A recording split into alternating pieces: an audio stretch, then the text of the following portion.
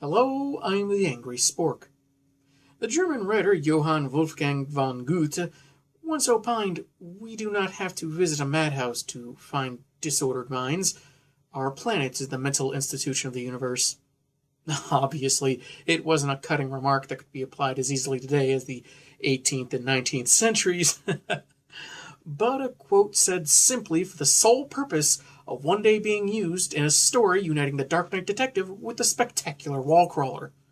I'm taking issue with Spider-Man and Batman, Disordered Minds.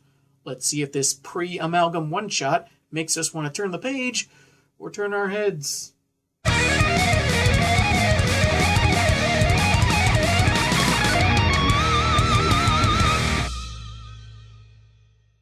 The story is written by J.M. DeMatteis, with art by Mark Bagley, Scott Hanna, and Mark Farmer. The cover features the titular heroes looking out at the reader, Batman's cape being a little absurdly long and flowing for effect. In the background, the bat signal shines in the purple night sky, with some webbing added, like Parker was playing a prank or something. The heroes themselves, as well as the title, are embossed, so it's not totally flat as is the case with most covers. I hope DC and Marvel realize that's not how Braille works. And that quote I mentioned earlier? It's on the inside cover. Hence why it has the subtitle Disordered Minds. We begin with a dark red scene of a smirking gunman standing over a dead Ben Parker and horrified May. Spider-Man busts through the window, lamenting his inability to prevent the death and pain, and grabs the killer by the neck as he begins laughing at the futile attempts to stop him. His face then changes to a paper white skin tone and green hair as Peter Parker awakens from the dream, one that always sneaks up on him after months of dormancy. His wife, Mary Jane, is stirred from slumber as well, and, not quite believing that he's simply going to ease some restlessness via TV or a book, reminds him his costume's in the laundry and wants him back in time for breakfast. She dozes back to sleep as he leaves, thankful for having her in his life. Without her wisdom and strength, her humor and love, I think the world really would dissolve into chaos. I've got some bad news for you, man. A splash page sees the webhead swinging across New York City, reflecting on how the love of his aunt and uncle kept Peter from becoming bitter after his parents' death. Even after Ben's death, Pete didn't give in to despair thanks to May's example of faith, hope, and the love of family to make life worth living. Somewhere, Dan Didio is crying out in pain. And I really don't mind. Another city, another crime fighter, another traumatic memory dream. The Waynes have just been murdered, and Batman is too late to stop the tragedy. Just a punk with a gun. The kind of two-bit hoodlum I chew up and spit out without working up a sweat. And bats, some crooks are just like bubblegum. Much like inconsiderate litterbugs, he, too, leaves them on the street and underneath furniture for someone else to clean up. As with Spidey, the killer laughs as he's grabbed by the neck. Only in this case, the Dark Knight likens the figure to death itself, taking his parents but stalking him ever since, as the figure then goes black with red teeth. Bruce wakes up, saying he's had this dream every night since he was a kid and still isn't used to it. Years of punching criminals and psychos apparently haven't quelled this recurring nightmare, so maybe it's time for professional therapy. I'm just kidding. You keep doing you. Evidently, Bruce always screams when he wakes from this nightmare, as if he were still that boy crying out for his parents. But Bruce indulges the time-honored poetic bat tradition of saying that child died with his parents as Alfred walks in, concerned. What's odd here is that we clearly see Bruce sitting in his bed as his butler walks in, and in the next panel he's gone, and we see an open window. Does he have a Batcave entrance in the yard? Or a bat suit under his bed? That'd be the only explanation for why he'd jump out the window naked in front of Alfred. It would have made more sense if Wayne stoically walked past him and didn't respond to his questions, deciding to keep his emotions and thoughts bottled up like he so often does. Continuing to mirror Spidey's experience, Batman swings across Gotham, thankful for Alfred fulfilling his role as parent as best he could. and briefly wondering what his life would have been like had his parents lived. But that thought doesn't last long, because Popeye logic. And another Bat mainstay saying Bruce Wayne is the lie he lives by day, and Batman the truth in the night. He's so edgy, you guys! Meanwhile, Spider-Man is spending his Saturday night at the Ravencroft Institute at the request of Dr. Ashley Kafka. Live from New York, it's Saturday Night Guard duty! We also get introduced to Cletus Cassidy, aka Carnage, who is reveling in the attention he's getting inside his high-tech egg prison. He taunts the doctor about how he's been easily cured, but no one's falling for it because his claims of neglectful parents causing his psychosis are as transparent as Kafka's feet. Seriously, they forgot to color in her feet here. Either that or she got a blood transfusion from Sue Richards. But isn't that what you want to hear, Doctor? That I was a poor, abused child? Material that weak and obvious isn't getting him out of a high-security mental hospital. It might get him a job writing for Seth MacFarlane, though. Cassidy laments that he could be lying, that he's just an inevitable aberration, a soul born so foul there's no rational reasoning behind it. He can't be cured or made sane, and the only thing Kafka can do is kill him, or he'll go out and start killing others. Then he breaks out trying to kill people. Dude, spoilers! For whatever reason, the egg prison was supposed to be unbreakable, but old Carney managed it somehow, with Spider-Man springing into action, pummeling as often and as forceful as he can, not giving him an opportunity to begin a slaughter. It's not long before Colonel Jameson, possibly J. Jonah's son, it's not specified, and his crew fire their microwave guns, temporarily neutralizing the symbiote and making him piping hot in under 90 seconds. Though what I find humorously awkward is that apparently Cassidy is full Starkers here, and they had to cover him up with a speech bubble to the point where you can barely see him. It just looks awkward. It would have made more sense just to draw him with shorts or something. Anyway, Kafka's merciful efforts are derided by behavioral psychologist Cassandra Breyer, who basically thinks Ashley is nuts for trying to cure someone like Carnage. Breyer has developed a different method to save society from the likes of Cassidy, implanting a computer chip into the cerebral cortex, making him more docile, with the full sanction of the U.S. government. And as she explains all this, her doctors are having the procedure done in an observational surgical room. I can accept a lot from comics. Gaining proportional super abilities after being bitten by radioactive spiders. Sapient goo creatures that give people amazing polymorphic attributes. A teenager developing effective web-like material for traversing a major metropolitan city. But the idea that the government would move so quickly on a matter that it would actually protect people is so far beyond willing suspension of disbelief, it surpasses the reach of the currently expanding universe. Spidey starts to object, but Breyer is having none of it. For all the time Spidey has fought Carnage, the villain has never really been stopped. Until now, as mechanical instruments close in on the mad patient. Parker feels conflicted. On the one web, his personal history with Cletus tells him this procedure could be the only solution to dealing with him and others like him. On the other, for some indescribable reason, he feels Breyer is wrong to try and correct the brain like a defective program. Can't imagine why he feels that way. Certainly wouldn't be the weird supervillain-like expression this woman's giving in this panel. Eeh. Speaking of difficult mental patients, the Joker stands above Gotham, ready to release a cage full of bats he's infected with a virus, to be spread to the people of the city, making them as crazy as he is. That's when the Caped Crusader swings in, taking the cage and foiling a plot that had been brewing for weeks, according to Mr. J, who says he narrowly outwitted and outran his arch-foe. Batman promises he won't harm the clown so long as he goes quietly. Instead, chomp! He bit me! The maniac bit me! Joker prides himself on knowing Batman pretty well, so he likely figured he hadn't had a bite all day.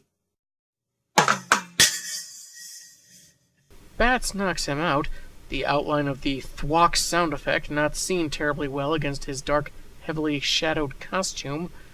I do wonder, though, during Bats' investigation, did he ever find out why Joker wore a Pagliacci costume?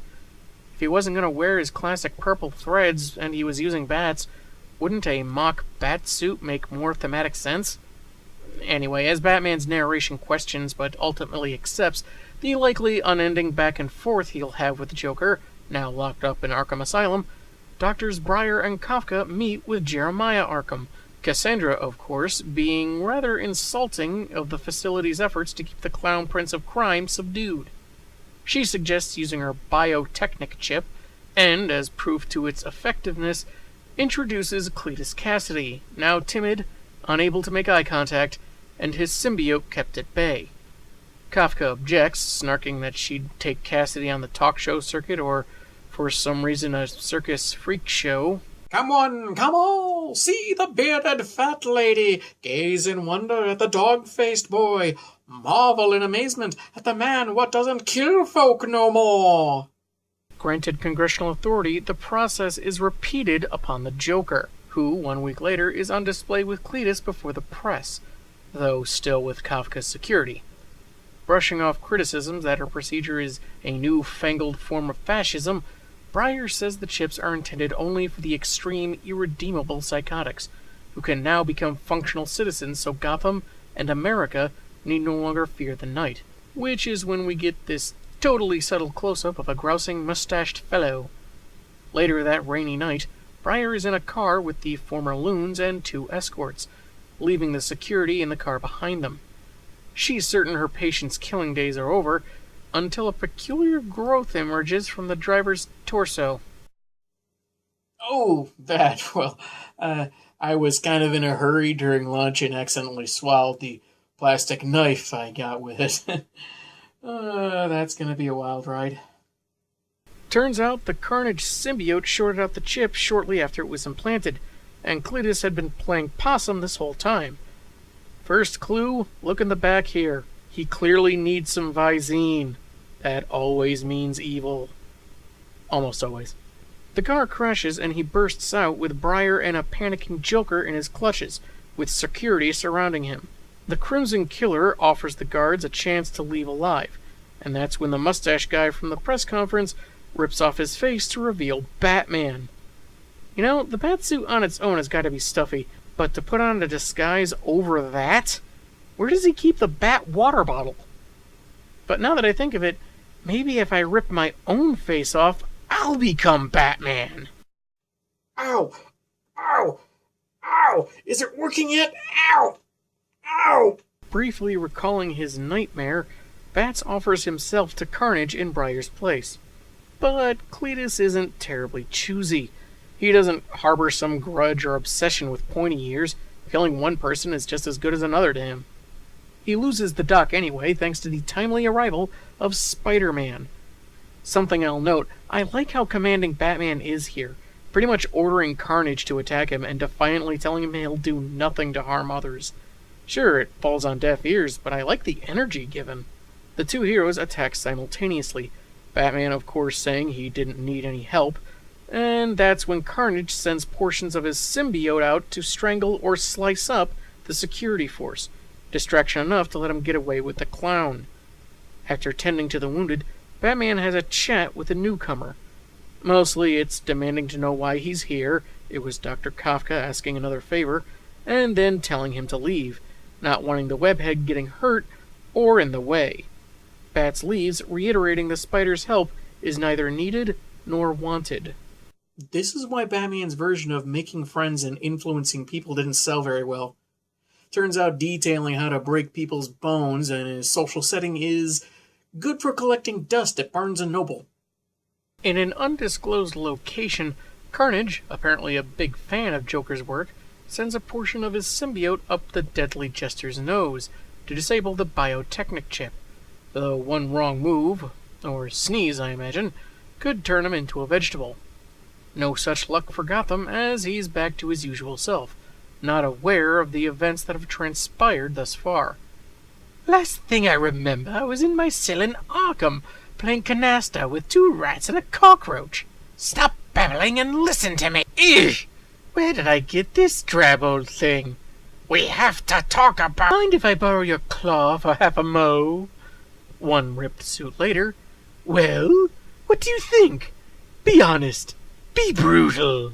Though frustrated at first, Carnage admits this level of crazy was the reason he wanted to join up with the Joker in the first place. He gets the joke that life is meaningless and insanity is the only sane response. They shake hands, eager to begin a partnership. In the Batcave, Bats is reading up on this new enemy, noticing there's something different about Cletus Cassidy, but denying the idea that he scares the Dark Knight and is akin to the specter of death. Alfred approaches with some food, saying he's done some reading on the villain as well, seeing only chaos in his methodology that would challenge even the world's greatest detective. Finding that this manservant prepared finger sandwiches, the kind Bruce would flush down the toilet as a kid, he opts to pick something up while he's out. "Try the Happy Meal, sir. I hear it's simply exquisite." Yeah, but he's just going to end up obsessing over it when they give him the same toy he got last time. Spidey traverses Gotham in his traditional style, contemplating leaving town as instructed because Batman said so. And, well, he's Batman. His reputation precedes him. Weird, given his earlier defiance after Bats swung away. Spider sense alerts him to a woman being pursued by a man wielding a knife, with a side order of murderous intent. Other people in the neighborhood are aware of the cries for help but aren't doing anything. But I guess it serves as a reminder to his recent memory nightmare, Uncle Ben's murder being the result of not stopping a wrongdoer. The man threatens to cut the woman's heart out, but before he can start with some kind of precursor assault, Spidey webs the knife over his hand, tells him to drop it, which, yeah, kinda weird that he'd say that now, but the thug begins threatening the wall crawler. Next thing you know, the human stain is both silenced and restrained against a wall. It's both hysterical and satisfying, and the woman thanks her rescuer. To Peter, it may be Batman's city, but that doesn't dictate Spider-Man's conscience. The peculiar bit with the knife stuck to the guy's hand notwithstanding, this is my favorite page in the entire story. I can kind of understand Parker taking Batman's order into consideration. The guy's highly regarded by crime fighters for a reason. But seeing someone in danger overrides even the Dark Knight's possessiveness over his protectorate. And for that, kudos to Spider-Man. Someone's pointy ears must have been a-burnin' because guess who rolls up in the Batmobile asking the webhead to hop in? Even saying please. We pop in on the newly formed duo of Insanity in one of the clown's hideouts.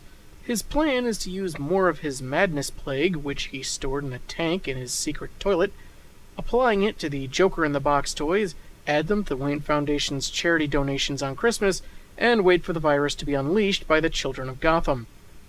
Carnage thinks that's too convoluted, saying murder is more fun when it's immediate, not waiting around for people to eventually croak from a sickness, and he claims that Joker hasn't got the stomach for death.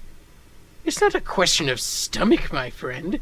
It's a question of style. Any idiot, nothing personal of course, can go out and slaughter a few thousand people. But where's the laughter and tears? Where's the theater? I always thought of myself as the Orson Welles of crime and chaos. Well, you apparently aspire to be nothing more than David Hasselhoff." To be beloved by Germans and make random pop culture cameos? Their partnership now dissolved, Cletus lunges at Joker, who promptly drops through a trap door, emerging outside to the Looney Tunes theme, before blowing up his lair. Elsewhere, Batman apologizes for turning Spider-Man away earlier, admitting it's not enough to read files on Carnage, but to utilize the first-hand experience of someone that's faced him before. Parker tries lightening the mood up with his humor, as he does, and that goes about as well as you can expect. Onboard sensors detect the signature from Cassidy's biotechnic chip, even though it's disabled. Not sure how it can emit a signal if it's disabled, but moving on. Our heroes arrive at the destroyed building and see a clawed hand sticking from the rubble. Spidey is extra cautious, noting that Carnage has used this trick before, and Batman finishes the explanation that he wraps a corpse up in part of his symbiote to fake his own death, mentioning the Maximum Carnage storyline. Because the city is never so in danger that you can't take time to interrupt people when they're citing the very experience you brought them along for. though it raises the question of who else was around at the time that Carnage used their corpse for this ruse. Anyway, Cletus catches Batman off guard, tying him up while saying he was trying to lure in his treacherous former idol. But with the vaunted Caped Crusader at his mercy, he'll take a page from Joker's playbook and execute Batman for all of Gotham to see, and be terrified by. Bats' narration and flashbacks to his recurring dream likens Cassidy to death itself, again, and this is when he finishes the job that started that night in Crime Alley. Figuring the madman will off him anyway, Bats orders Spidey to attack when Mr. J returns, not willing to sit idly by while some blood-colored newbie horns in on his town or archenemy. Holding a jack-in-the-box with some funky demon face on it, he threatens to unleash the virus, even killing himself in the process just to keep Carnage from winning. As Joker turns the crank and the music plays, Spider-Man is dumbfounded that he would go to such lengths, threatening an entire city just to spite Cassidy. And as Batman notes, it seems to be affecting his symbiote, which makes sense, since mass murderers are so afraid of death, they kill scores of people in the hopes that the Grim Reaper will spare them. As Bats takes advantage of the wavering symbiote to deck Carnage, Spidey takes away Joker's deadly trinket. As dramatic as that analysis sounds, it's not quite accurate. A 2015 study in the Journal of Forensic Psychiatry and Psychology suggests that mass murderers seem to care less about their own health than other types of killers, so much so that they're more likely to punch their own ticket. Maybe this was a different story in 1995, but even if Cletus the red-jawed yokel is an outlier that loves killing but fears death, Pointy Ears is wrong as far as most mass killers go. As he pummels Carnage into submission, Batman opines that he's not fighting a common street punk or a dark figure out to claim his soul, but a scared child. I guess that's true of all of us, but with a little luck and a little grace, some of us grow up to be men. We're men! We're men in tights! Tights! Tights! Joker is making his getaway when the spider signal falls on him, and he opens fire on the approaching webhead. Unless that thing proves to be an effective blinding tool, I think it really just makes Spidey an easier target. I'll grant that it looks cool, but having it on his belt buckle just doesn't seem practical to me. At least the yellow orb on Batman's chest draws fire to the most heavily armored part of his suit. Breaking the cane weapon, the spider says Joker murders hope and spits on decency, all of which J-Man gleefully admits to. And the only way to stop him is to kill him, in bold, jagged red font. The clown isn't scared. In fact, he finds the prospect of being offed by a hero type to be hilarious, and eggs Spidey on. Of course, he can't do it, and settles for knocking him out. Sorry, Joker. I could never kill you. Or anyone. You see, I've got an example to live up to. A faith I'll never betray. That may not be very funny, but it's true. A noble and necessary sentiment from a character like Spider-Man. I just wish it felt more substantial. Yeah, Joker's bonkers, and wanting to unleash a virus just to spite someone else is pretty inhumane. But I don't feel like this really tested Spider-Man's no-kill rule. He's dealt with his fair share of unscrupulous, amoral murderers in his career. Green Goblin, anyone? The comic ends with the villains being locked up, the heroes shaking hands, and Spidey swinging away on a splash page, just as poster-worthy as the cover, with narration citing their newfound friendship and how it can thrive as long as their personal legacies endure. So concludes Spider-Man and Batman. It's a fun story, but with a few problems that are largely found in the length, pacing, and a little bit in the characters.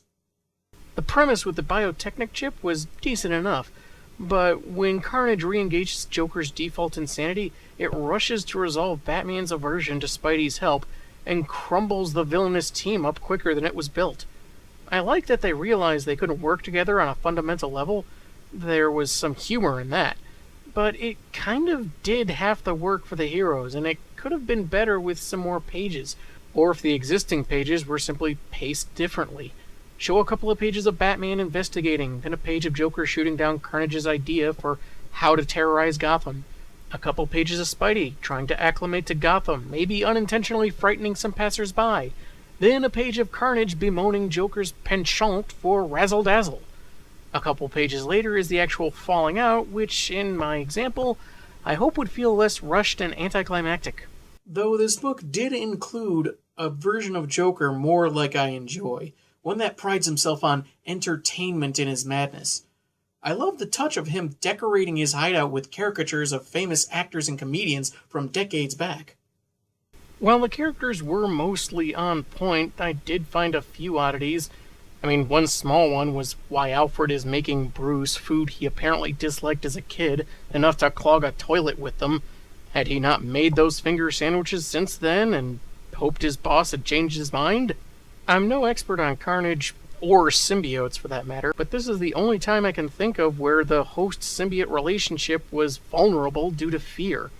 I think any conflicting desire for Peter to kill Joker wasn't well substantiated, but I guess you could chalk that up to Joker just being that unique amongst the kind of crazies these guys typically face. And I found it really weird that some of the sound effects were just black outlines that were empty inside.